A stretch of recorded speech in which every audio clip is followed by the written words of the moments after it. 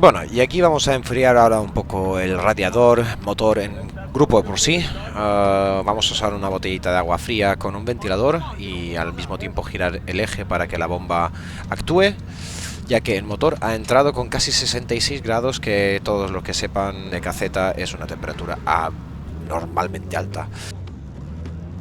Gracias a todo el mundo que nos vino a ver, que nos dio su apoyo, que hizo fotos, preguntaron por el kart, sobre todo al ver también por venir a ayudarme en pista, bajar y subir el kart, familiares que han venido a vernos y nada, sobre todo también al club Black Rooster por poder crear tal evento. ¡Ese!